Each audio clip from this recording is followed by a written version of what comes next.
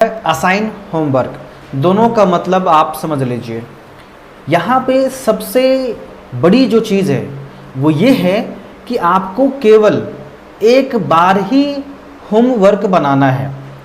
इसका मतलब ये हुआ कि मान के चलिए कि आप ट्रिपल सी का कोर्स कराते हैं, DCA का कोर्स कराते हैं, तो मान लीजिए कि 2024 में आपने DCA का एक बैच बनाया।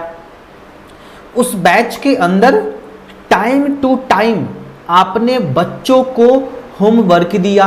अब उसी होमवर्क को आप अगले बैच में यूज कर सकते हैं।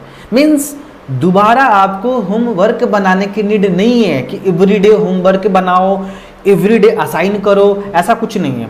अगर आपने एक बार होमवर्क बना लिया तो आप उसी होमवर्क को आप अलग अलग बैच में असाइन कर सकते हैं, नेक्स्ट ईयर कर सकते हैं। मीन्स जो होमवर्क बनाने वाले हैं वो लाइफ टाइम के लिए बनेगा।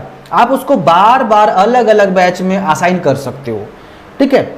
आपको ऐसा नहीं है कि मतलब डेली होमवर्क देना है तो डेली आपको बनाना पड़ेगा, ठीक है। एक बैच में अगर आपने बना लिया तो सेम अगर वैसा ही कोई बैच आप बनाते हैं उसी कोर्स का, तो आप वही वाला होमवर्क को असाइन कर सकते हो। तो बहुत ही सिंपल प्रोसेस है, मैं लाइव आपको करके दिखाता हूं। देखिए, तो सबसे पहले यहाँ पे है क्रिएट होमवर्क, तो पहले मैं इस पर क्लिक करूंगा, ठीक है। और यहाँ पे होमवर्क आप बना लीजिए। जिस तरह से वीकली टेस्ट, मंथली टेस्ट है ना, ये सब हम पहले बनाते हैं, ठीक है। तो उसी तरह से हम यहाँ पे ये काम करेंगे। तो सबसे पहले यहाँ पे क्रिएट होमवर्क, तो यहाँ पे हमने क्लिक करा। देन यहाँ पे है सब्जेक्ट्स का नाम हम मेरे को डालना है। जो होमवर्क हम बनाने जा रहे हैं उसका पहले हम यहाँ पे सब्जेक्ट्स को यहाँ पे डालेंगे कि जो मेरा होमवर्क है वो किस टाइप का है। तो मैंने यहाँ पे डाला सब्जेक्ट्स में, मान लीजिए कि मैं जो होमवर्क क्रिएट करने वाला हूँ वो मेरा मान लीजिए कि है कंप्यूटर फंडामेंटल्स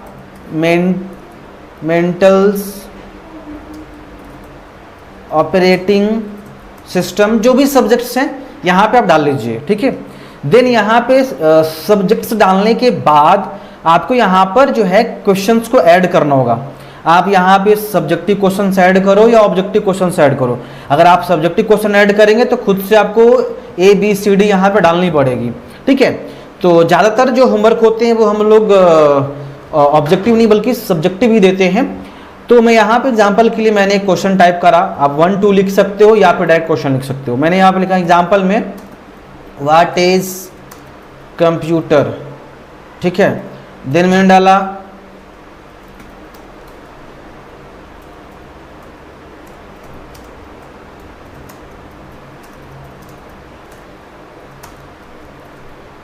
ठीक है। मैंने ऐसे ही 2 क्वेश्चंस को मैंने यहाँ पे टाइप कर दिया। अब यहाँ पे मैं करता हूँ ऐड होमवर्क, ठीक है। मैंने क्लिक करा तो आप नीचे आएंगे तो यहाँ पर देखेंगे कि आपका एक होमवर्क यहाँ पे बन चुका है, लेकिन ये असाइन नहीं हुआ है, किसी बैच में लाइव नहीं हुआ है, बस हमने ये होमवर्क को बना डाला है। मीन्स इस होमवर्क को अलग अलग बैच में नेक्स्ट ईयर जितने मतलब आपको जितने बार यूज करना है, 2 साल बाद 3 साल बाद इसको इसी होमवर्क को यूज कर सकते हो। और ऐसे भी किसी भी कोर्स को जब हम लोग कराते हैं तो कहीं ना कहीं क्वेश्चंस तो सेम ही होते हैं, तो बार बार होमवर्क क्यों बनाना। अगर हमने एक बार कंप्यूटर फंडामेंटल ऑपरेटिंग सिस्टम का होमवर्क बना डाला है तो फिर हम इसी होमवर्क से बार बार अलग अलग बैच में हम जो है होमवर्क को असाइन कर सकते हैं। आप चाहें तो इस होमवर्क को आप व्यू कर सकते हैं और यहाँ पे एडिट भी कर सकते हैं, और एक्स्ट्रा में और कोई क्वेश्चंस ऐड करने हो तो यहाँ पे आप ऐड कर सकते हैं, ठीक है। मैं ऐड नहीं करने वाला तो मैं यहाँ पे कैंसिल पे क्लिक करूंगा, ठीक है। आप चाहे तो इस होमवर्क को हाइड भी कर सकते हैं और चाहे तो डिलीट। अगर डिलीट पे क्लिक करेंगे तो आपके पैनल से और स्टूडेंट के पैनल से डिलीट हो जाएगा, लेकिन फिलहाल तो सिर्फ सेंटर पैनल में ही बना हुआ है। हमने स्टूडेंट पैनल में असाइन नहीं किया है, किसी भी बैच में हमने असाइन इस होमवर्क को नहीं करा है। तो ये काफ़ी ईजी है, आप समझ जाएंगे, ठीक है।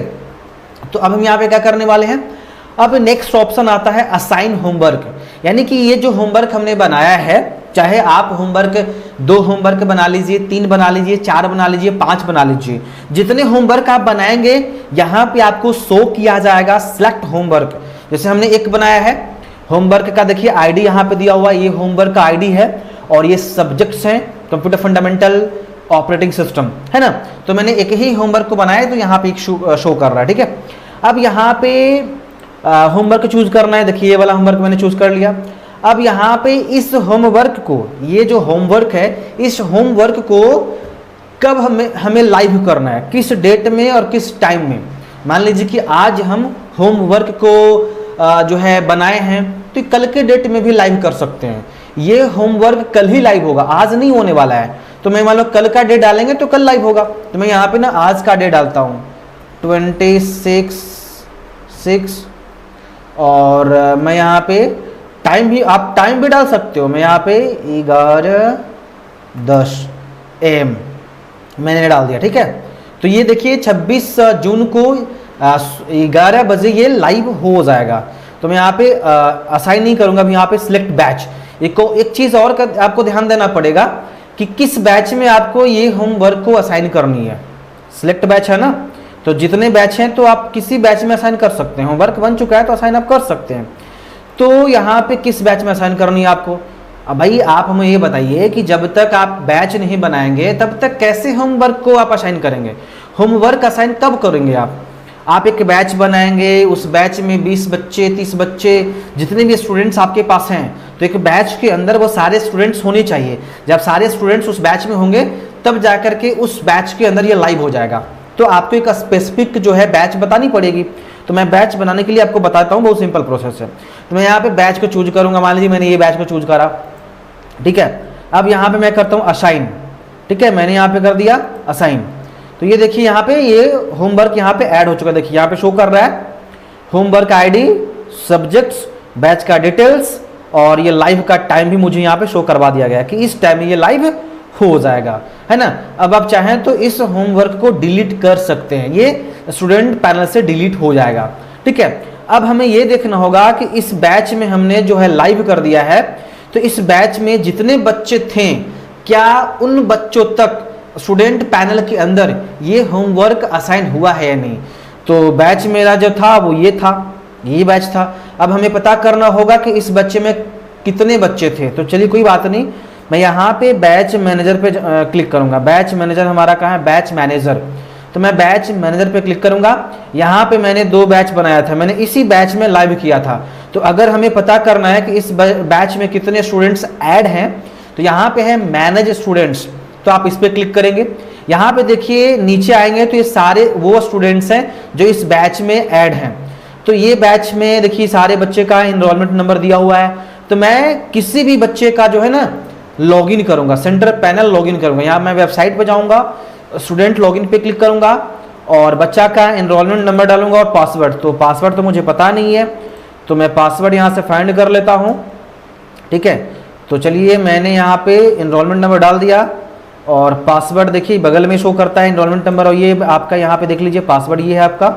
मैंने पासवर्ड भी यहाँ पे डाल दिया है और मैंने लॉगिन कर दिया है, देखिए। अब यहाँ पे हम आएंगे तो यहाँ पे एक माई होमवर्क का ऑप्शन आता है, तो माई होमवर्क पे क्लिक करेंगे। उसके बाद यहाँ पर देख लीजिए आपके सामने यहाँ पर दिखाया जा रहा है ना होमवर्क, ये 2 होमवर्क असाइन किए हुए हैं, देख लीजिए। तो व्यू कर सकते हैं, यहाँ पे देखिए ये होमवर्क व्यू कीजिए और इसको ये जो होमवर्क है स्टूडेंट को इस तरह से दिखाया जाएगा। और अभी जो जस्ट हमने बनाया था वो हमारा ये था, तो मैं इस पर क्लिक करूंगा, देख लीजिए यहाँ पे था what is computer, what is full form of CPU. बस एक एग्जांपल है, स्पेलिंग सेंटेंसेस रॉन्ग हो सकते हैं, तो मैंने यहाँ पे सिर्फ डेमो के लिए डाला है। तो यहाँ पे देख लीजिए अब ये होमवर्क बच्चा देखेगा और अपने डायरी में नोट करके आपके सेंटर तक ही पहुँचाएगा और उसके अकॉर्डिंग आप उनको मार्क्स दे सकते हैं। और एक चीज़ का ध्यान दीजिए, कोई भी होमवर्क 7 डेज में ऑटो डिलीट हो जाएगा, ये ऑटो डिलीट हो जाएगा। मैं होमवर्क मैनेजर में जाऊंगा और यहाँ पे आप देख सकते हैं कि this homework will be deleted automatically on ये 3/7/2024।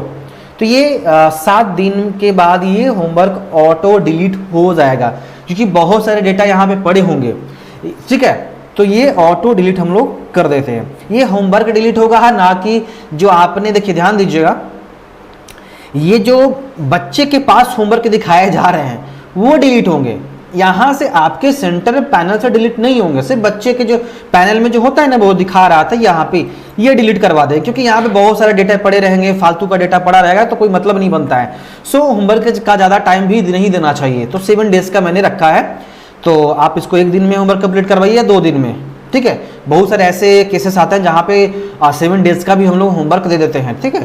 तो ये यहाँ से देख लेगा बच्चा। इस तरह से हम जो है होमवर्क असाइन कर सकते हैं। अगर आपको बैच बनाना है तो बैच बनाने के लिए आपको यहाँ पर दिया गया एक option batch manager. Batch manager में आप बैच का नाम डालेंगे, है ना, जो भी बैच है, मान लीजिए कि मैंने डाला कि CCC, है ना। बैच का कोड डाल दीजिए, कुछ भी कोड जो आप मेंशन कर सकते हैं कहीं भी, योर बैच कोड, स्टूडेंट के किसी भी डायरी में या कहीं पे भी स्टूडेंट का बैच कोड आप दिखा सकते हैं। बैच का टाइम आप डाल सकते हैं, है ना। तो मैंने यहाँ पे डाला 10, ठीक है, ये मैंने डाल दिया। उस बैच में टीचर कौन है, तो मैंने करा वर्मा सर एग्जाम्पल के लिए, बैच का टीचर, है ना। बैच का नाम मान मैंने CCC मॉर्निंग बैच, ऐसे example CCC morning batch add मैंने कर दिया। बैच मेरा क्रिएट हो चुका है, देख लीजिए, CCC मॉर्निंग बैच, है ना, सुबह 10 बजे से। बैच का कोड टीचर वर्मा सर। अब इस बैच में बच्चे को ऐड करनी होगी। बैच तो आपने बना लिया, तो इस बैच के अंदर अगर आपको बच्चे को ऐड करनी है तो यहाँ पे है मैनेज स्टूडेंट। मैनेज स्टूडेंट पे क्लिक करेंगे तो यहाँ पे ऑल स्टूडेंट का लिस्ट आ जाएगा।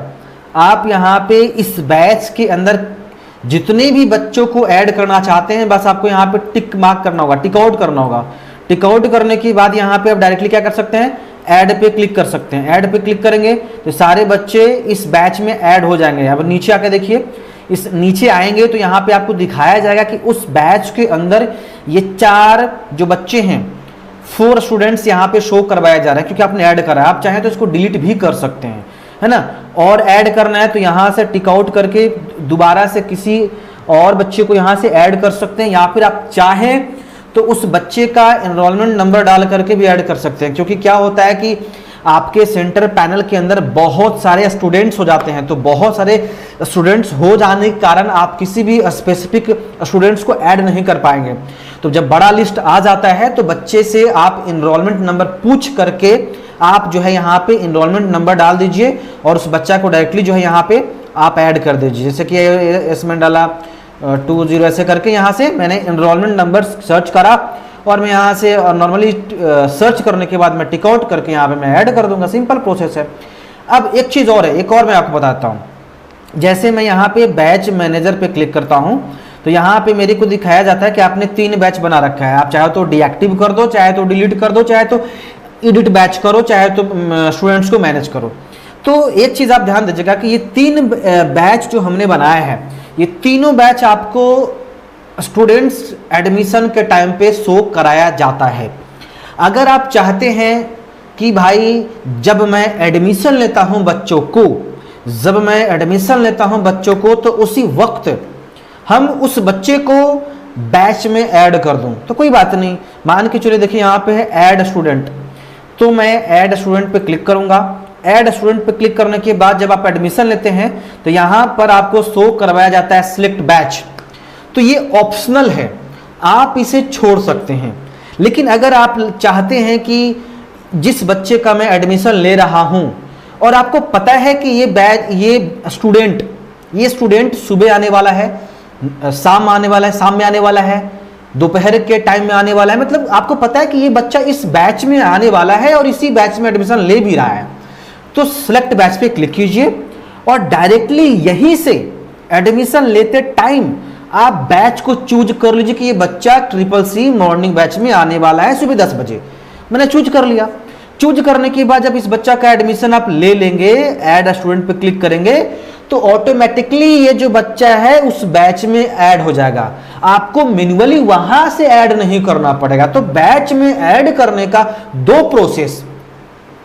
पहला प्रोसेस ये है कि आप सबसे पहले एक बैच बना लीजिए।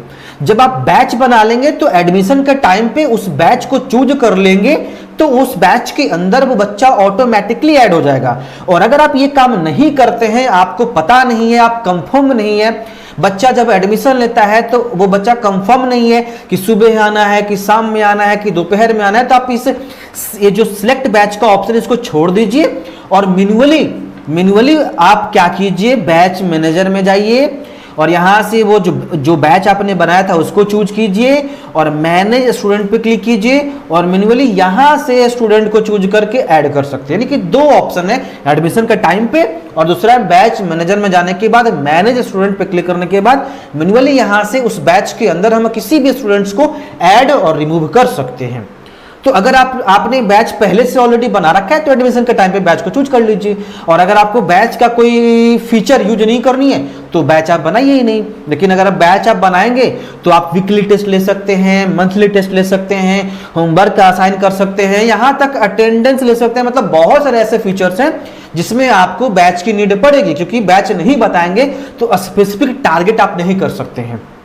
ओके, तो आई होप आप समझ गए होंगे किस तरह से होमवर्क असाइन किया जाता है, किस तरह से डिलीट किया था। आप चाहें तो जो मैंने होमवर्क वाला जो फीचर आपको बताया है, तो आप यहाँ पे जो होमवर्क आप बनाया है इसको डिलीट कर सकते हैं। हाइड करेंगे तो ये हाइड हो जाएगा। देखिए ये बच्चे के पैनल से ये हाइड हो जाएगा। देखिए ठीक है, ये जब लॉग आउट करेगा तो हाइड हो जाएगा। शो चाहे तो शो करवा सकते हैं। डिलीट करेंगे तो ये आपके सेंटर पैनल से डिलीट हो जाएगा।